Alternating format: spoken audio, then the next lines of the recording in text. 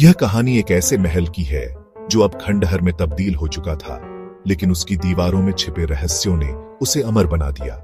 यह महल जो एक समय में भव्य था, एक रहस्य को अपने भीतर समेटे हुए था, काल दर्पण। यह शापित आईना महल के एक कक्ष में रखा हुआ था, जिसे गांव वाले शापित आईना के नाम से जानते थे।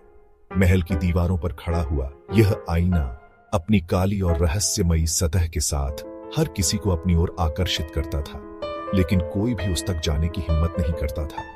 गांव वाले मानते थे कि यह आईना किसी बुरी शक्ति का प्रतीक है और जो भी इसके सामने खड़ा होता, उसकी आत्मा इस काले आईने में समा जाती। कई सालों तक कोई भी उस आईने को देखने का साहस नहीं करता था और महल धीरे धीरे उजाड़ हो गया। लेकिन फिर एक दिन अर्जुन नामक एक युवा इतिहासकार ने महल और काल दर्पण के बारे में सुना। अर्जुन के लिए यह रहस्य एक चुनौती से कम नहीं था। वह एक ऐसे व्यक्ति थे जो इतिहास और पुरानी किंवदंतियों में गहरी रुचि रखते थे। उनके मन में यह सवाल था कि क्या यह केवल एक अफवाह है या इसके पीछे कोई वास्तविकता भी है। अर्जुन ने तय किया कि वह महल का दौरा करेंगे और इस रहस्य का पता लगाएंगे। उन्होंने अपने साथ कुछ आवश्यक सामान लिया और महल की ओर निकल पड़े। जैसे ही वह महल के पास पहुंचे, उन्होंने देखा कि यह जगह वीरान हो चुकी थी। महल की दीवारों पर बेतहाशा काई उगी हुई थी और खिड़कियां और दरवाजे टूट चुके थे। फिर भी अर्जुन की आंखें उस एक कमरे की ओर केंद्रित थीं, जहां काल दर्पण रखा था। वह धीरे धीरे उस कमरे तक पहुंचे और जैसे ही कमरे के भीतर कदम रखा, उसे एक ठंडी हवा का एहसास हुआ। कमरे में हल्की सी घनी चुप्पी थी, जैसे कुछ भी नहीं बदला था, जैसे समय वहीं ठहर गया हो। और फिर उसकी नजर उस आईने पर पड़ी, काले रंग का विशाल आईना, जिसकी सतह पर जैसे कोई गहरी परछाई थी। उसे देखकर अर्जुन की धड़कनें तेज हो गईं। अर्जुन ने डरते हुए आईने के सामने कदम रखा और अपनी छाया देखी। लेकिन जैसे ही उसने अपने प्रतिबिंब को देखा, उसे एहसास हुआ कि वह कुछ सामान्य नहीं था।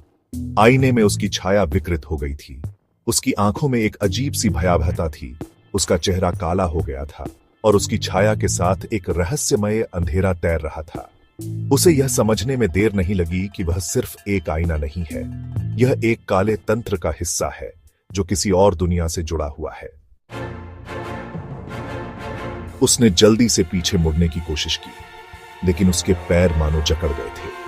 उसे महसूस हुआ कि वह किसी शक्ति के असर में आ चुका है। उसे समझ में आया कि काल दर्पण केवल एक आईना नहीं था, यह एक शापित वस्तु थी जो अपनी तरफ खींचती थी और किसी की आत्मा को अपनी ओर खींचने के लिए बेताब थी। अर्जुन का दिल तेजी से धड़क रहा था, लेकिन उसने स्वयं को संभाला और महल से बाहर निकलने की कोशिश की। वह महल के बाहर निकला और महसूस किया कि जैसे ही वह आईने से दूर हो रहा था, उसे हल्का सा राहत का अनुभव हुआ। लेकिन उसकी आंखों के सामने वह विकृत छाया अब भी घूम रही थी। अर्जुन जानता था कि वह शापित आईने के रहस्य को सुलझाए बिना चैन से नहीं रह सकता था। अब उसका उद्देश्य था काल दर्पण के इतिहास को जानना और इस शाप को तोड़ना। आईने का इतिहास और तंत्र। अर्जुन का मन अब इस रहस्य के पीछे पूरी तरह से बसा हुआ था। वह जानता था कि काल दर्पण सिर्फ एक साधारण आईना नहीं था, बल्कि यह किसी प्राचीन तंत्र का हिस्सा था। उसकी खोज ने उसे पुराने ग्रंथों और तांत्रिकों के कक्षों तक पहुंचाया।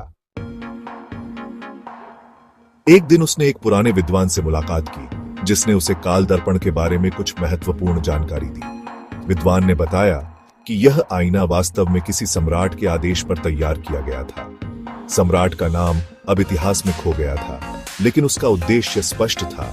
वह समय और सत्ता की अमरता चाहता था। सम्राट ने एक तांत्रिक से मदद ली थी, जो इस तंत्र को साकार करने में सक्षम था।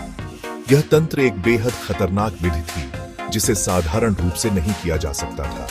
तांत्रिक ने सम्राट की इच्छाओं को पूरा करने के लिए काल दर्पण बनाया। यह आईना एक तरह से आत्मा के परिदृश्य को देखने का माध्यम था, लेकिन इसके प्रभाव के बारे में किसी को भी पता नहीं था। सम्राट की आत्मा को अमर करने के लिए तांत्रिक ने इसे एक शापित तंत्र में बदल दिया, लेकिन तंत्र में कुछ गड़बड़ी हो गई और इसके कारण तांत्रिक की आत्मा इस आईने में बंध गई। अब यह आईना न केवल एक तंत्र का हिस्सा था, बल्कि एक कैद स्थान भी बन गया था, जहां अनगिनत आत्माएं फंसी हुई थीं। इस जानकारी के बाद अर्जुन को यह समझ में आया कि काल दर्पण को तोड़ने के लिए उसे इस तंत्र की पूरी गहराई को समझना होगा। उसे यह भी समझना था कि इस आईने की शक्ति केवल एक तांत्रिक विधि से खत्म नहीं हो सकती। इसके लिए उसे कुछ ऐसा करना होगा जो किसी भी अन्य व्यक्ति के लिए संभव नहीं था। उसके सामने अब केवल एक रास्ता था, और वह था इस शापित आईने के तंत्र को नष्ट करना।